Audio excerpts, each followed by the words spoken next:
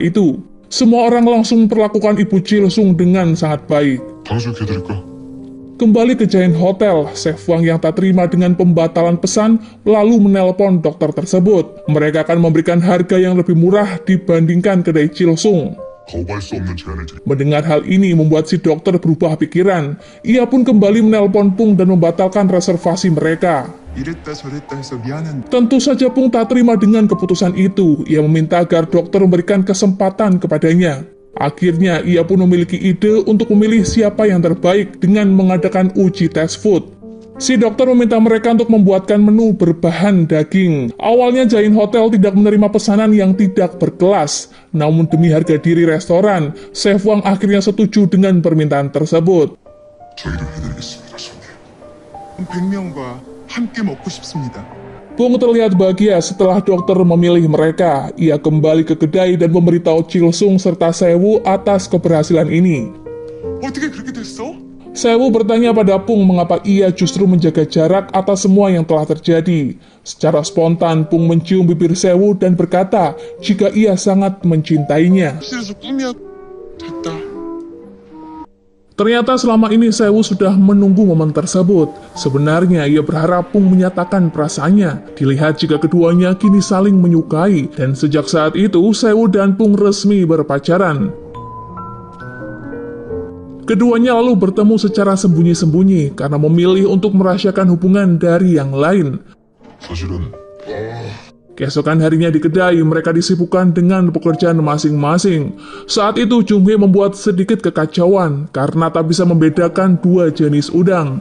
Hal itu membuat Pung tak habis pikir dan memarahinya di depan semua orang karena menyebabkan pesanan terlambat. Bahkan Pung mengancam akan memecatnya jika terus melakukan kesalahan. 나갔다 확인하고 왔까지 다.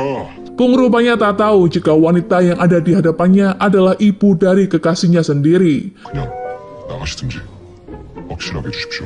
Sejak kejadian itu, Jung Hye tidak menyukai Pung. Ia merasa Pung adalah pria yang dingin dan berhati kasar.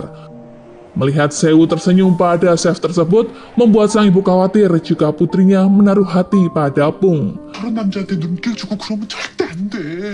Di lain tempat terlihat Chilsung yang sedari tadi menunggu kedatangan ibunya.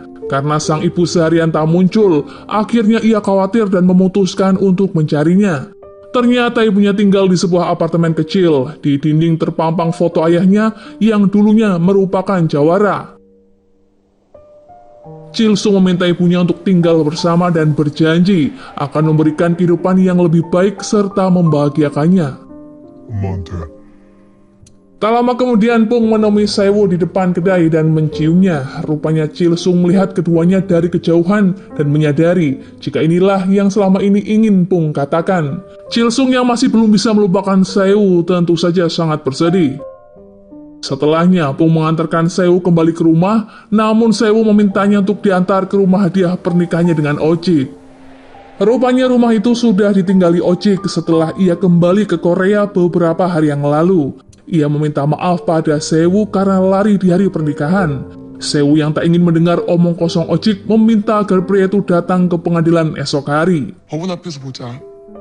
Keesokan harinya, kedai Pung ramai dikunjungi para pelanggan. Sebagian besar dari mereka adalah pelanggan restoran Giant Hotel yang telah pindah, termasuk dokter dan direktur rumah sakit. 예 손님. Atas kejadian ini, Tuan Sung mengancam Chef Wang jika ia tak bisa mengembalikan pelanggan mereka, karena sebagian besar pendapatan hotel berasal dari restoran. Di tengah kesibukan kedai yang dipadati pelanggan, Sewu memutuskan untuk pergi ke pengadilan demi mengurus perceraiannya. Ibunya rupanya baru tahu jika Ojik sudah kembali ke Korea. Ia pun segera menyusul ke tempat yang dimaksud.